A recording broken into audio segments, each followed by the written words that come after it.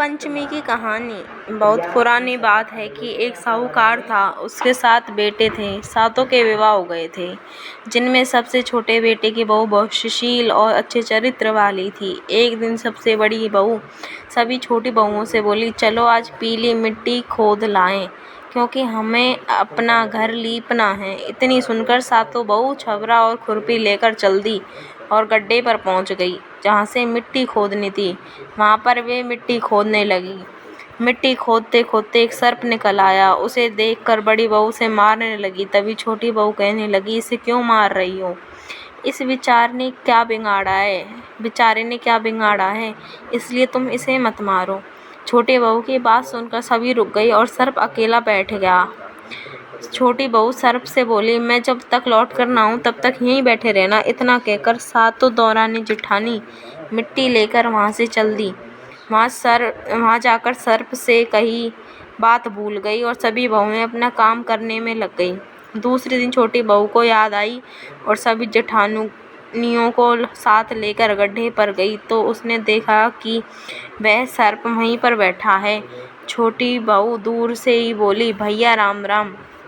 सर्प कहने लगा, तूने मुझसे भैया कह दी, नहीं तो मैं तुम्हें खा जाता। छोटी बहू कहने लगी, तुम मेरे भाई जो हो, तुम मुझे खा कैसे सकते हो? सर्प कहने लगा, अच्छा, आज से मैं तेरा धर्म का भाई हूँ और तू मेरी धर्म की बहन है। बता तुझे क्या मांगना है? तब वह कहने लगी, मेरी जेठानी की पायजेब खो गई है, उन्हें ला दो। सर्प ने उसकी पायजेब लाकर दे दी। जेठानी उन्हें पहनकर खुशी खुशी घर चली आई और छोटी बहू से कहने लगी, यह तो कोई देवता है। कुछ दिन बाद सर्प भाई बनकर उनके घर आया और कहने लगा, मेरी बहन को भेज दो। सर्प के साथ छोटी बहू भेज दी और वह अपने घर ले आया और अच्छी तरह से खातिर करने लगा। एक दिन सर्प की माँ कहने लगी, मैं तो घूमने जा रही हूँ, तू अपने भाई को दूध ठंडा करके पिला देना। उसने उसे गर्म दूध पिला दिया, जिससे उसकी पूंछ और मुंह जल गए। जब उसकी माँ आई तो गुस्सा हुई पर चुप रही। एक दिन सर्प कहने लगा, बहन को सास के यहाँ भेज दो। माँ ने भी उसकी बात मान ली और उसे खूब धन दिया। भाई बोला, हमारे यहाँ 7 कोठे हैं, तू जिसे चाहे खोल ले और धन ले जा, परंतु 7वें को मत खोलना, क्योंकि उसमें तेरे लिए खतरा है। बहन बोली, मैं तो उसी को खोलूंगी। जब वह नहीं मानी तो उसे ताली दे दी। जब उसने ताला खोला तो एक बहुत बड़ा अजगर सांप फुफकार कर बाहर निकला। तभी वह बोली, दादा राम राम। अजगर कहने लगा, मैंने तुझसे दादा कहा, नहीं तो मैंने तुझे खा जाता।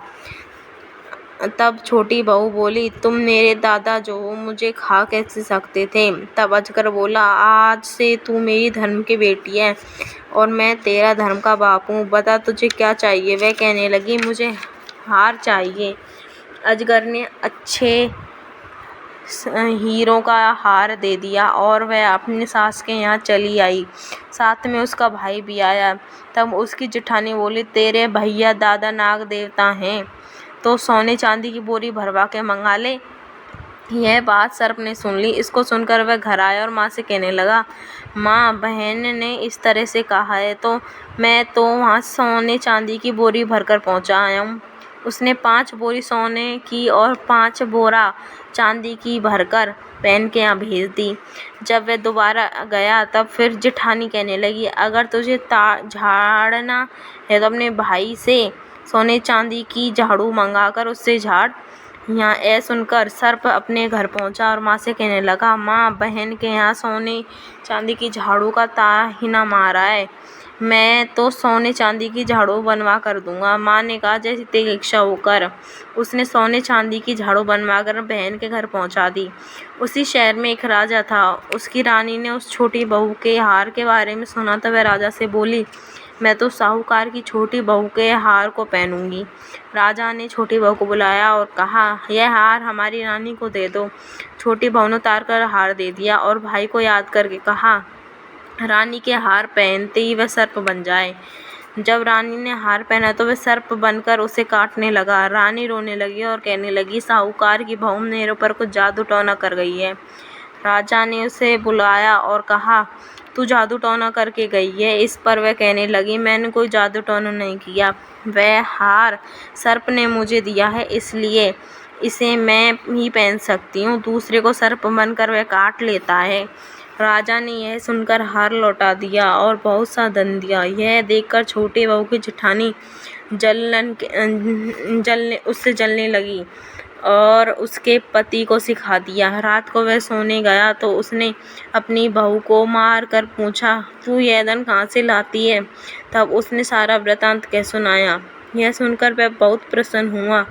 तभी से नाग पंचमी की पूजा होने लगी। हे नाग देवता, जैसे तूने उस साहूकारनी को अच्छा दिखाया, खूब धन दिया, वैसे सबको करना, हमको भी करना। जय नाग देवता।